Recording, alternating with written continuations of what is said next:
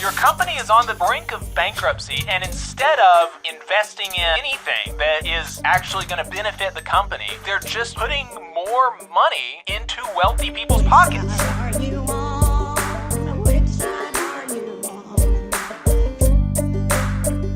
Bed Bath & Beyond has been at the precipice of bankruptcy for years, right? I mean, they've been continually every year. They're announcing store closures.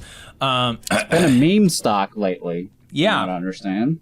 So last year, the retail, and so a couple days ago, they came out announcing more closures, more cuts.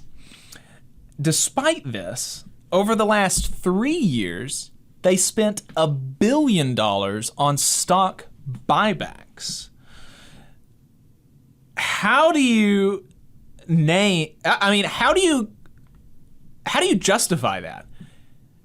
Your company is on the brink of bankruptcy, and instead of investing in innovation or whatever, that's what capitalism is supposedly, that's what it does, right, is innovation, is what they tell us. Instead of investing in innovation, in modernizing your facilities, in attracting the best workforce possible for retail, in investing in your current workforce, and doing anything that is actually going to benefit the company, they're just putting more money into wealthy people's pockets while they're on the brink of bankruptcy. And and this was just a quick hit, but it's it's worth underscoring that these are the titans of our economy and how they choose to allocate resources. And, it's worth questioning, is that actually the best way to allocate resources? Should we just have our economy run by people who happen to have money? And should they just be able to decide what happens to all of this money that is created by other people, right? Because the wealth of Bed Bath & Beyond was not created by the people, certainly not the people that own it now. Maybe at a certain point, and this is something that Adam and I have talked about on the show, that there's a certain amount of labor that goes into, being a quote-unquote small business owner in some instances, and there's a lot of, quote-unquote hard work that that you do if you're starting up a business and you're actually doing the running of the thing. So I don't know. I'm not familiar with the history of Bed Bath & Beyond. Maybe the original owner was like, he worked really hard or she worked really hard. I don't know, right?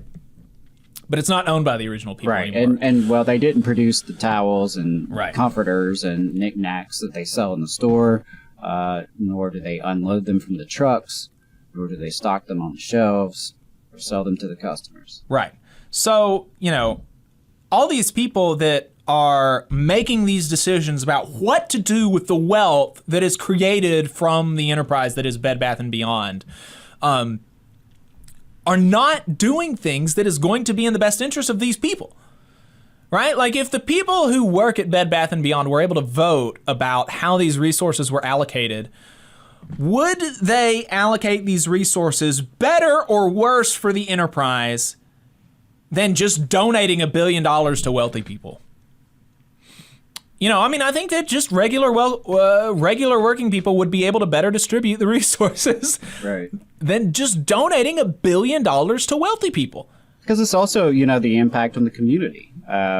These companies that are like Bed Bath & Beyond that are like sort of teetering on the brink of collapse. Mm-hmm. And it's like you have these capitalists at the top who are just trying to extract anything and everything that's like not nailed down while the whole thing crumbles. And in its wake, you have unemployed workers, you have empty buildings littering our communities, businesses that were in our communities that are closed, so now less options for folks, and on and on. But it just speaks to the system we have, where we have an economy that is designed around the pursuit of private profit, not the public good.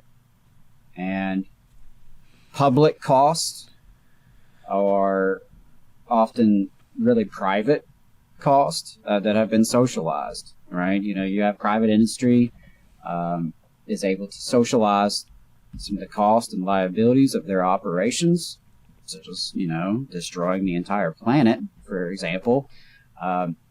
Meanwhile, the wealth, which is socially created, is privately held onto. I mean, it's going into private pockets, but it is a social creation. Yeah. Yeah.